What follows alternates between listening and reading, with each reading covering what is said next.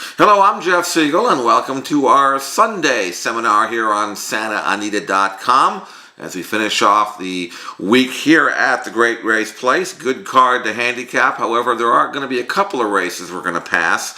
We're not going to play the first race and no play in the fifth. These are two races I just can't get a handle on. Again, passing the first 6-5 on the morning line in this maiden special weight race for 3-year-old fillies going 7/8. That's number 1, Spectacular Sky. Improving from Marty Jones, doesn't have a whole lot to beat. No value certainly at 6-5 or less. So we'll just pass the race, let her win, and we'll set out the first and point for race number 2. Second race, a mile on grass. This is a allowance race, fillies and mares 4-year-olds and up. And we are looking at 3 main contenders here. They are numbers 1, 2, and 6 on your program. Number 1 is Rainbow Luck, 2 is Siberian Heart, and 6 is Holy Flapper. Any one of the 3 can win, and we use all 3 in any kind of rolling exotics you might want to be playing. Rainbow Luck comes off a nice win in an allowance race that was up north. Shows up here for Hollendorfer. Good inside draw. Seems well spotted for the $40,000 tag and gets Rosario. She'll be tough to beat. She's actually our top selection in the race if you boil it down to the best of the 3. Rainbow Luck is our top pick, and we expect her to be very tough and very live at 7-2 on the morning line.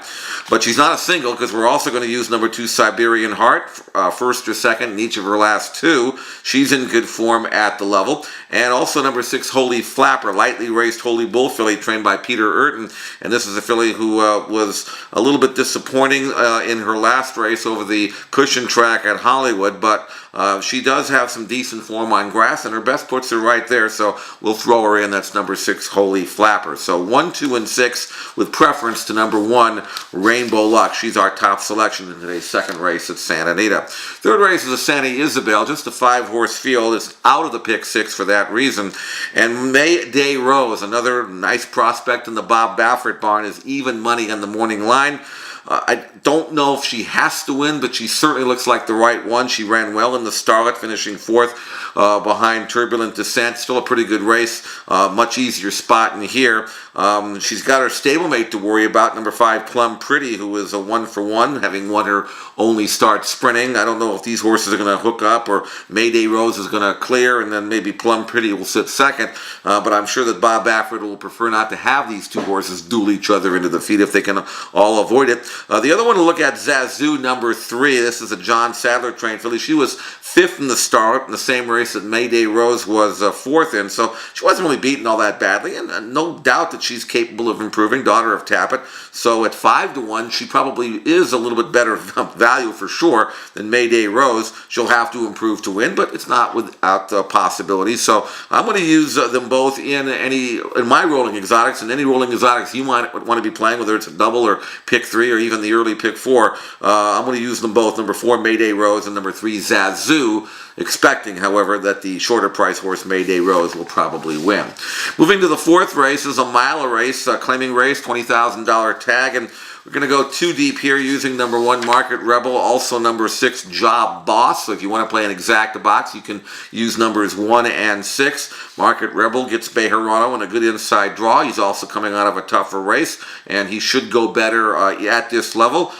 He's got some back form that makes him tough. 3-1 on the morning line is about right. Market Rebel. Number 6 Job Boss, just 2 for 18 overall, maybe not one to trust, but he is coming out of better races, and he continues to work well for Ray Bell, and Talamo is back aboard, and he's ridden him a number of times and knows him pretty well. So I think Job Boss probably is the one to beat. Market Rebel, the one to fear most. In a small field, you're not going to get much value in either one, but we'll use them both in our rolling exotics. Number 1 Market Rebel, and maybe slight preference to number 6 Job Boss. 5th race is a race I can't get a handle on. It's a maiden race going long on the grass for California-bred older horses. And, you know, looking at this race, I see a horse like absolutely positively as a contender.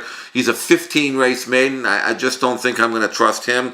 Cantona, the number 5 on your program, he's a 12-race maiden. He's got some credentials, and nobody else really excites me. I mean, Excelling has got maybe some room for improvement.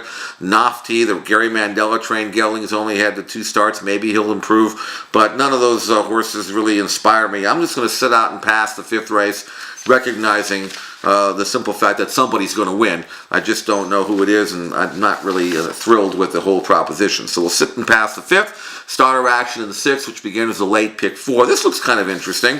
Going to use 2 horses here in this $10,000 sprint for older horses. They are numbers 2 and 4. Number 2 is Nitro Active. Number 4 is Bad Boy. So those are the 2 we're going to use. You can play them in an exacta box if you like. Preference to number 2 Nitro Active, 3-1 in the morning line. That's a square price for Doug O'Neill.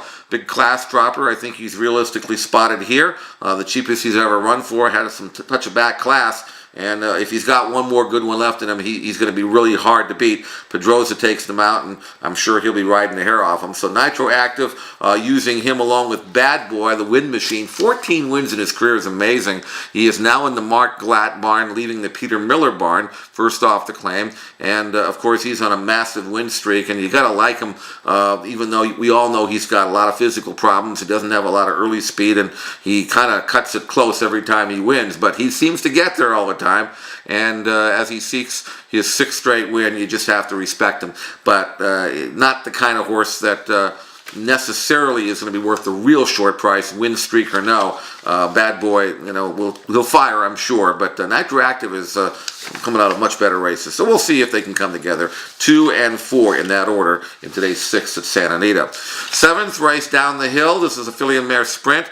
And we're going to go 3 deep here using number 3, Money Lover, also number 5, Russian River, and number 8, Catchy Tune. So if you're playing an exacta or trifecta box, look at numbers 3, 5, and 8. Money Lover is very fast. She's kind of a need-the-lead type. She will probably bust out there and go. She's shortening up in trip, and she'll take them as far as you can. The pace scenario looks not that intense. If she can clear early, she could get brave late. Use number 3, Money Lover. Also number 5, Russian River. She is a route to sprint play. I like that, and she'll be running on strongly late. Also back on grass, which I do think is her preferred surface. And Talamo rides her back from Mike Mitchell. She looks really tough. Number 5, Russian River. And then, of course, number 8, Catchy Tune, lightly raced and coming off a maiden win for Paco Gonzalez. Daughter of Bernstein, should get a good pace stalking trip on the outside, ready to kick it home late. And if she improves at all, she's got a chance at 8-1 in the morning line. Don't throw her out. That's number 8, Catchy Tune. So the numbers here are 3, 5, and 8. Money Lover, Russian River, and Catchy Tune. Maybe ever so slight preference to number 5, Russian River. Money Lover, I could see her as well. And again, the price play on Catchy Tune. Use all 3 in all of your rolling exotics. 8th race, a good allowance race. We're going to like number 1. He's a dance star as our top selection.